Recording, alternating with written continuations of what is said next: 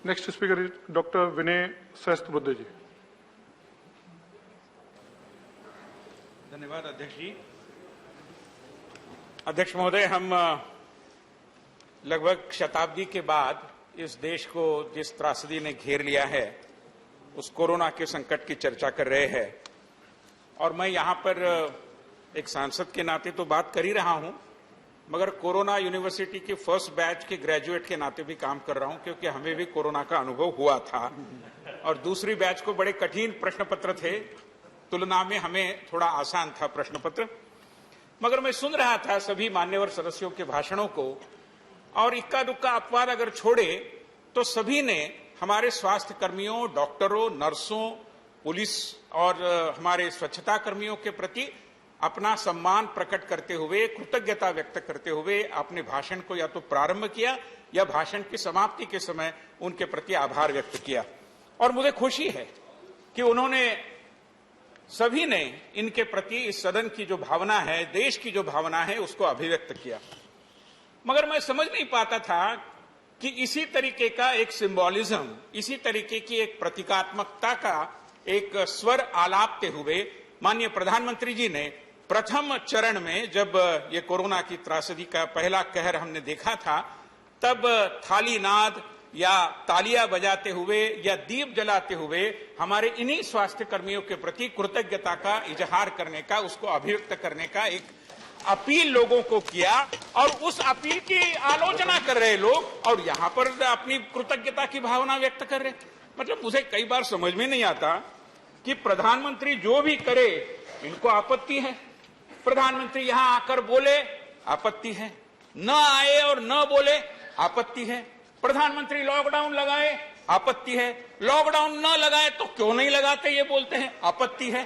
तो मैं मानता हूं कि अध्यक्ष महोदय कि कई बार ये जो कोरोना की वैक्सीन है उसकी चर्चा हम करते हैं, करनी भी चाहिए, मैं भी बोलूंगा, मगर ये जो आइडियोलॉजिकल जॉन्डिस हुआ है इसके प्रति वैक्सीन कब आएगी मुझे समझ में नहीं आता। ये आइडियोलॉजिकल जॉन्डिस से आप कृपया बाहर आइए। और मैं माननीय श्री शरद पवार जी यहां पर उपस्थित है, मैं धन्यवाद देना चाहूंगा कि जब प्रधानमंत्री ने ताली और थाली बजाते हुए कृतज्ञता का अपील किया था, तब पवार साहब और उनकी बेटी ने अपने घर के अहाते में आकर तालियां थालियां बजाई थी। आज पवार साहब यहां पर ससम्मान बैठे हैं, आगे में हमारे खड़गे साहब है, पीछे संजय राउत थे, अभी संजय राउत नहीं है, पता नहीं वो कब जाएंगे, मगर जो भी है, तो इनके बीच में रहते हुए भी पवार साहब ने एक समझदारी और सूझबूझ का परिचय दिया और प्रधानमंत्री के अपील को माना। मैं धन्यवाद देना चाहूंगा, क्योंकि जनता ने माना, पूरे देश ने माना, हर किसी नागरिक ने माना, हर भारतीय ने माना कि हमने इस कृतज्ञता को अभिव्यक्त करना चाहिए। और इसलिए मैं मानता हूं कि ये जो आइडियोलॉजिकल जॉन्डिस है, ये जो पर्सनल प्रेजुडिस है, इससे जब तक आप बाहर नहीं आओगे, चीजों को सही रूप से आप देख नहीं पाओगे। मैं आपको अनुरोध करूंगा कि थोड़ा अंदर जाके देखिए और इस संदर्भ में सोचिए। आदरणीय श्री राम गोपाल यादव जी का भाषण में बड़े उत्सुकता से सुन रहा था।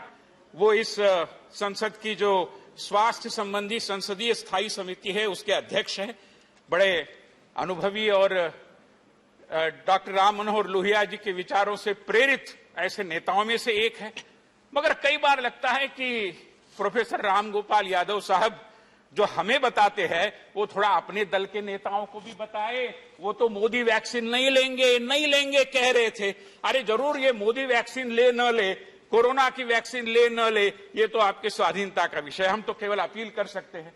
ये कोई इमरजेंसी के काल जैसा वो कैंपेन नहीं है नसबंदी वाला कि हर किसी को नसबंदी करनी पड़ेगी, ऐसा तो नहीं है, हमने आपके ऊपर छोड़ दिया है। मगर कृपया इस पर्सनल प्रेजुडिस और ये जो आइडियोलॉजिकल जॉन्डिस है इसके प्रति आप, मैं मानता हूं कि थोड़ा दलगत राजनीति से ऊपर उठकर इस त्रासदी के बारे में सोचे, विश्लेषण करे और जो प्रधानमंत्री एक देश नायक के रूप में कह रहे हैं उसका स्वीकार करे, अनुरोध करे। आदरणीय अध्यक्ष जी, मैं ये कहना चाहता हूं कि बहुत सारी चर्चा यहां हुई, आंकड़ों का भी विषय आया और कई लोगों के भाषण में सुनता हूं सामने वाले, तब तो लगता है कि शेक्सपियर ने जो कहा था कि ये विश्व एक रंगभूमि है, उन्होंने बहुत ही गंभीरता से लिया है। इतने नाटकीय भाषण करते रहते लोग, बिंदु कम होते हैं, नाटक ज्यादा होता है।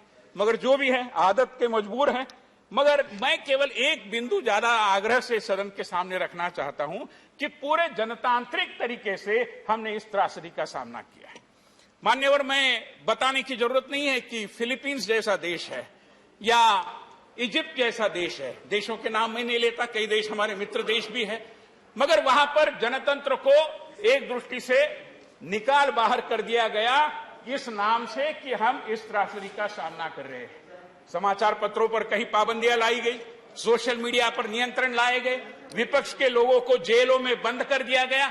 हमारे देश में जनतंत्र भी चलता रहा और इस त्रासदी के विरुद्ध में हमारा युद्ध भी चलता रहा। सदन रुका नहीं। अभी झा साहब बोल रहे थे कि मई महीने में त्रासदी का कहर हमने देखा, पार्लियामेंट चल नहीं रही थी। वो चलने का समय नहीं है मान्यवर, पार्लियामेंट चलने का एक समय है। मई महीने में पुराने जमाने में चलती थी, अभी हम अप्रैल के पहले ही बजट को पास करके आगे बढ़ जाते हैं। हम समय पर काम करने वाले लोग हैं, ध्यान में रखिए। जनतंत्र में पार्लियामेंट को जब चलना चाहिए चली है। पार्लियामेंट के किसी सत्र की हमने छुट्टी नहीं की, चेयर को संबोधित करिए, प्लीज चेयर को संबोधित करिए। चलाया है हमारे सारे जो बाकी राज्य है उसमें से भी जहां जहां हमारे लोग सत्ता में हैं उन्होंने सदनों को चला के रखा है। जनतंत्र को बरकरार रखते हुए हमने इस त्रासदी का सामना किया है, हमने ये चलने दिया है, जिसको मैं मानता हूं कि सदन में ध्यान में रखना चाहिए। कई जगह उल्लेख आए, श्रीमान विपक्ष के नेता ने भी अपने कार्यकर्ताओं ने क्या काम किया ये बताया। अगर मैं ये काम करने लगूं तो घंटा लगेगा कि भारतीय जनता पार्टी ने कैसे और सेवा ही संगठन के नाम से दूर दूर दराज क्षेत्रों में जाकर भी जनता की सेवा की, मरीजों के लिए दवाइयां पहुंचाई, मरीजों के लिए आवश्यक सामान जुटाए, जहां पर हमारे जो माइग्रेंट लेबरर्स थे उनके लिए भी सहयोग किया। और ये हमारा दायित्व मानते हैं, इसमें कोई गर्व करने की बात नहीं है, ये हमारा दायित्व है। मैं उसके ऊपर बहुत ज्यादा विस्तार से यहां बोलना नहीं चाहता क्योंकि उसको अलग अर्थ से लिया जाएगा, मगर मैं बताना चाहता हूं कि ये सेवा भी आखिरकार हमारी जनतांत्रिक सोच के केंद्र बिंदु में है। और मैं इसलिए बताना चाहता हूं कि जनतंत्र हमारी रेस्पिरेटरी सिस्टम जैसा है इस देश की, और सुशासन और विकास के प्रति माननीय प्रधानमंत्री जी के नेतृत्व में इस देश की प्रतिबद्धता हमारी इम्यून सिस्टम है। और जब सदन चलता है, जब चर्चा होती है, जब जनतांत्रिक संस्थाओं का निर्बंध रूप से काम करना और चलता रहता है, तब मानता हूं कि ये एक इस सिस्टम के लिए वैक्सीनेशन होता है, जिसका भी हम स्वीकार करते हैं। और हर कोई नागरिक हम मानते हैं कि कोरोना के खिलाफ की इस लड़ाई में हमारा वॉरियर है, और उस पे कंधे से कंधा मिलाकर देश के नायक और हम सब कोरोना की त्रासदी का सामना कर रहे हैं। माननीय, और मैं चंद मिनटों में समाप्त करूंगा, मगर कुछ बातों को कहना बहुत जरूरी है, और आप भी ये सुनकर बताएंगे कि आपने कहा अच्छा किया और समय लिया, तो कोई आपत्ति नहीं। क्योंकि समय की सीमा है, इसे हमें कंक्लूड करना है 5 बजे तक। मैं कह रहा हूं कि एक और हम प्रधानमंत्री रिलीफ फंड के द्वारा बहुत सारी सामग्री पहुंचा रहे थे, और ये प्रधानमंत्री रिलीफ फंड क्या है? ये पूरे तरीके से जनतांत्रिक तरीके से संचालित फंड है। किसी परिवार का इसके ऊपर नियंत्रण नहीं है। पद पर रहे न रहे परिवार के लोग जिस फंड का नियंत्रण करते थे, वो अब इतिहास की बात हो गई। अब ये नहीं चलेगा। अब जनतांत्रिक तरीके से हम फंडों का नियंत्रण कर रहे हैं, और हमने एक प्रदेश में, नाम नहीं लेना चाहता, दलगत राजनीति की बुआ आएगी, मुझे करना भी नहीं चाहता, मगर हमने ऑक्सीजन के लिए 201 करोड़ रुपया दिया, उसमें से कुछ खर्चा भी नहीं हुआ।